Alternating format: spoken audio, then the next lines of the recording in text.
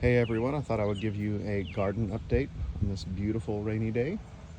So we start out here at the entrance with the clematis. It is so much thicker than it was last year, and it looks like it's getting, that one over there, I mean, that's about to reach the peak there. That's actually as tall as the peak. We just haven't tried to train it over yet. Most of that growth you see up there happened just within the past few days. Actually, this rain is perfect for the garden and really perfect for plants in general, because it's just the right amount of rain and it just, everything really takes off. Unfortunately, the weeds do too, which you could see out there. So the lettuce patch here, I harvested a lot of lettuce the other day. So most of them were really big like this. You may have seen the picture where I had a lot of it on the counter.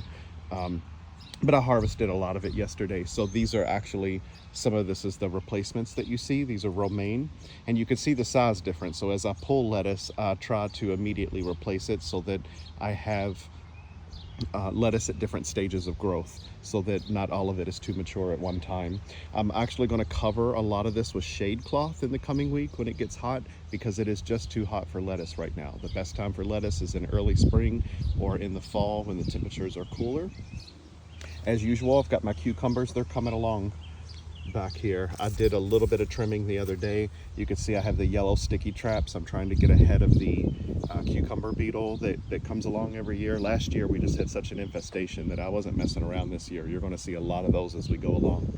So again, this is all romaine here. I just replanted some seeds here of various lettuces, including red sales lettuce. This is head lettuce that I did not pull. I don't have a replacement for those actually, so those are going to be my last two. You see there's more cucumber there in the back. I harvested a lot of the spinach the other day. We had two different kinds of spinach going on here. So I replanted some along here, and then this stuff that I've cut should come back if the conditions are right. This is my second batch of radishes. Sorry about the motorcycle there.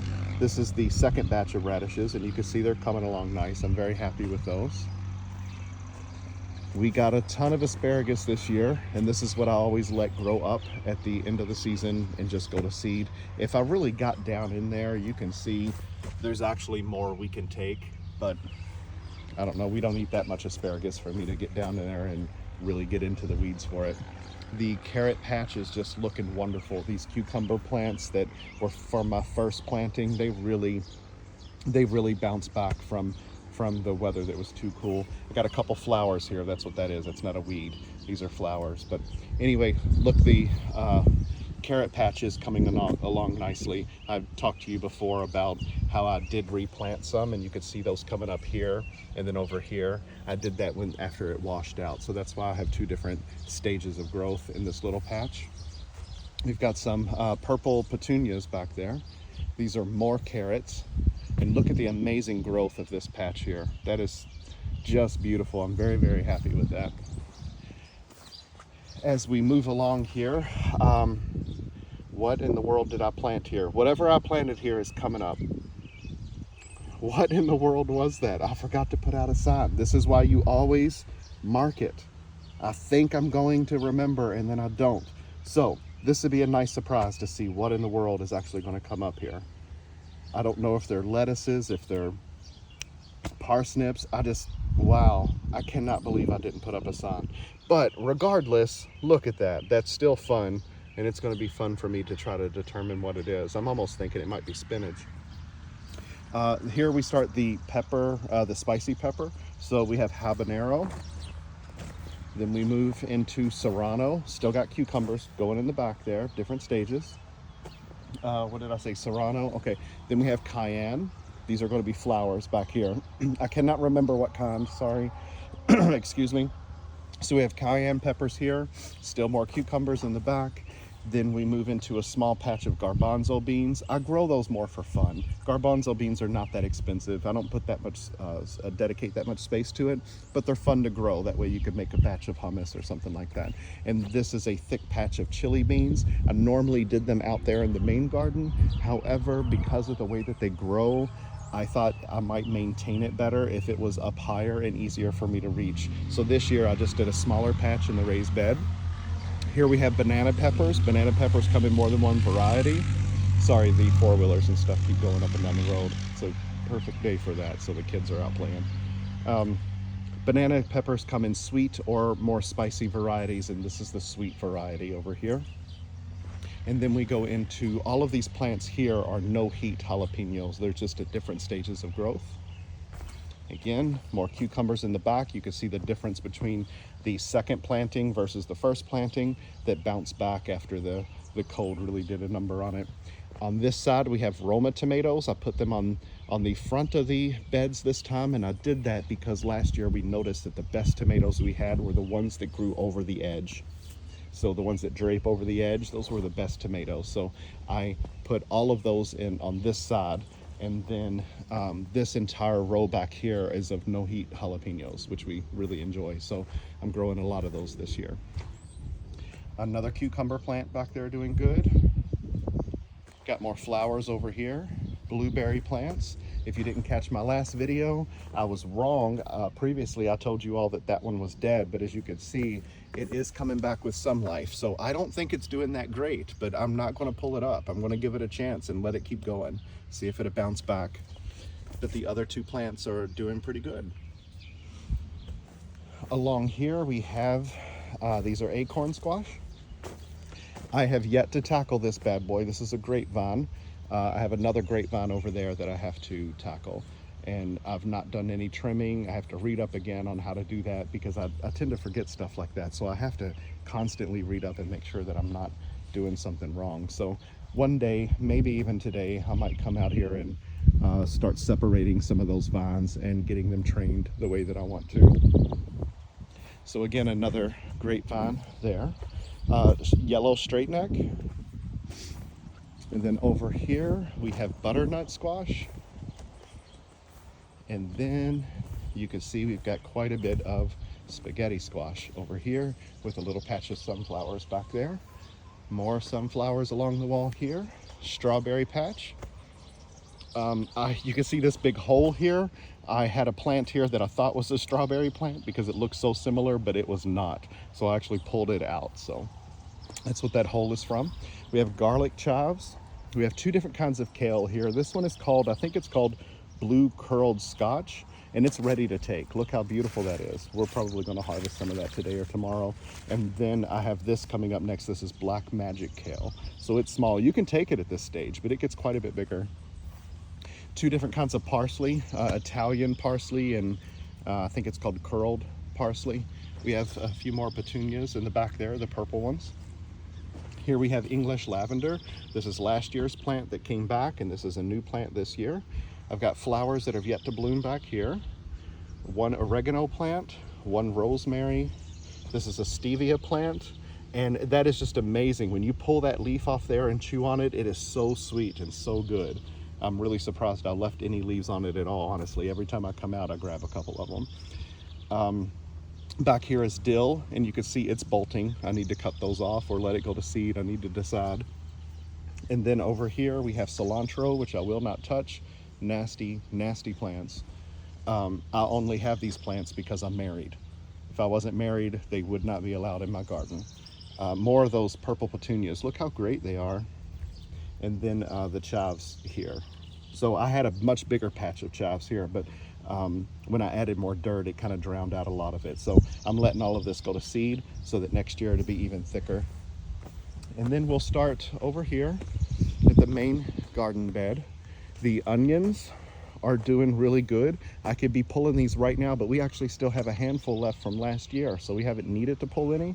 So normally I wait until they start to bloom, which is what this is here. And this you don't want to allow to happen. I really should be snipping these off unless I want it to go to seed. If you allow this to happen, the onion under the ground will start to split. It will start to divide itself, and that's just not, it's not a good solid onion when you're done. I mean, when you pull it that way. So generally you want to cut these off, and it's a sign that it is about to be done, actually fully mature. So I will likely come around and cut these off, and then we'll start pulling them at that point in sections and getting them in the garage to dry. Then we come to potatoes. I have several different kinds of potatoes here. Look how thick that is. All of these potatoes here are unfertilized. I did not put any fertilizer on it this year, and look how great it did. The only thing I did was mound up the dirt at the bottom to go higher and higher to try to get more potatoes as it grew.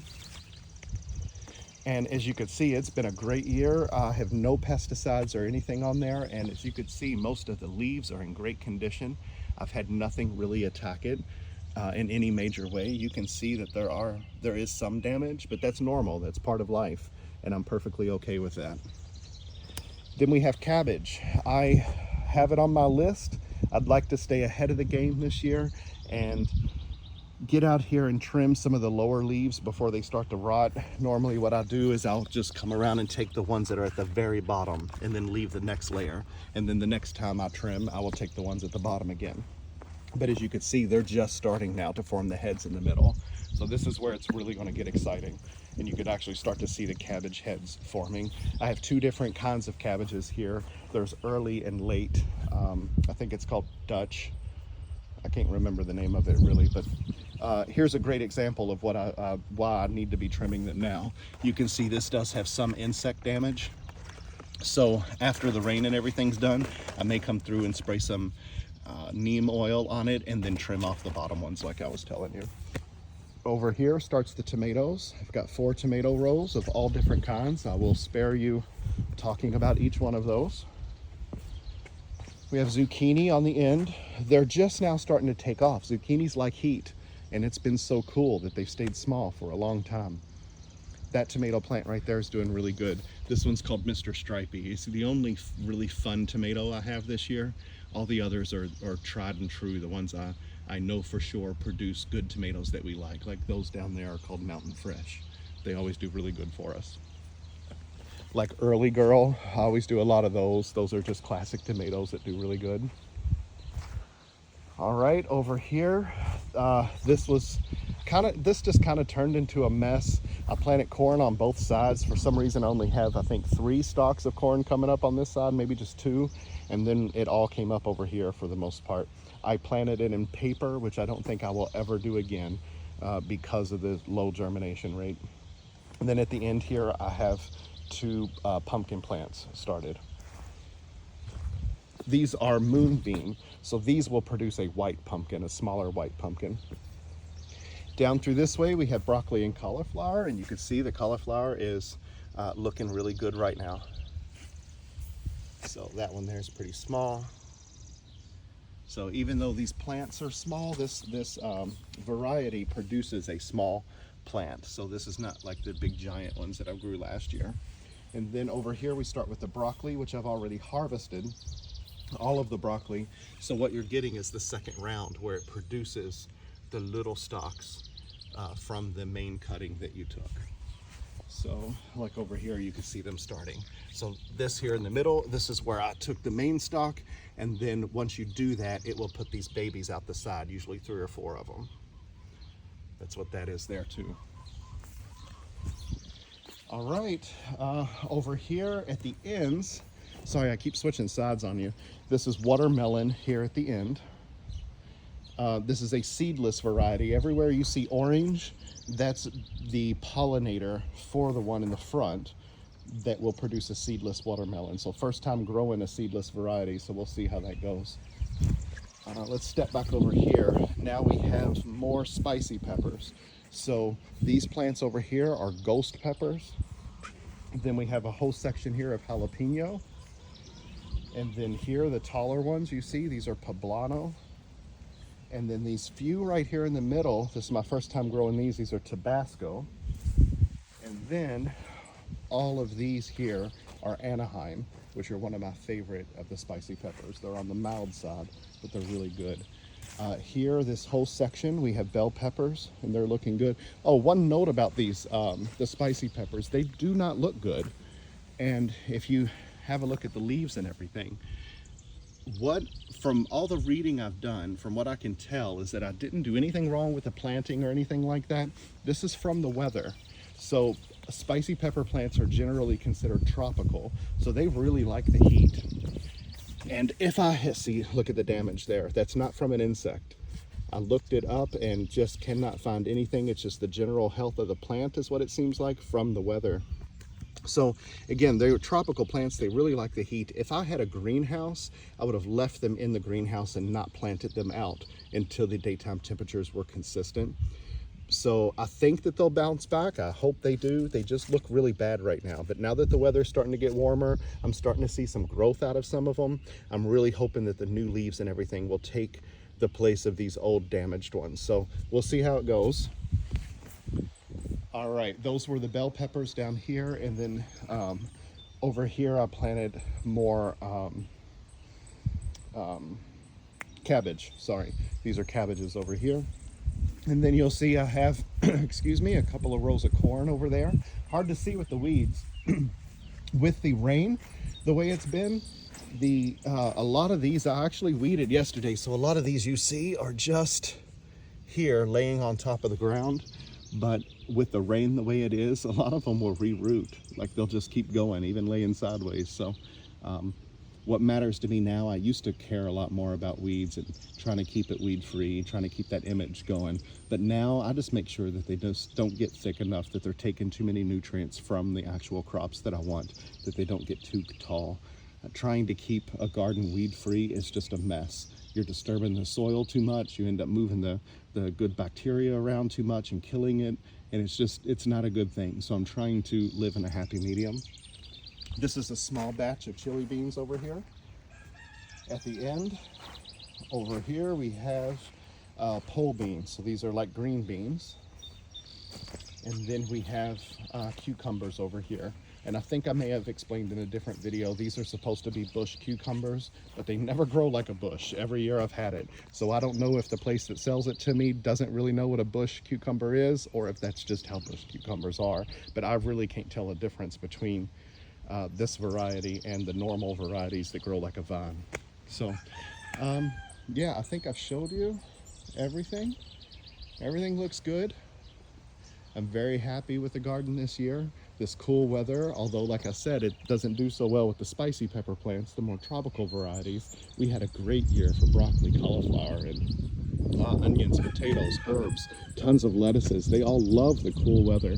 So anything that I've kind of been disappointed in has been more than balanced out by the production from that cool weather. And of course, right now, here I am standing out in the garden. I'm not hot, I'm not sweaty, there are not bugs all over me. I really can't ask for more. I love it. So this has been a great year so far. All right, thanks for watching. Appreciate you.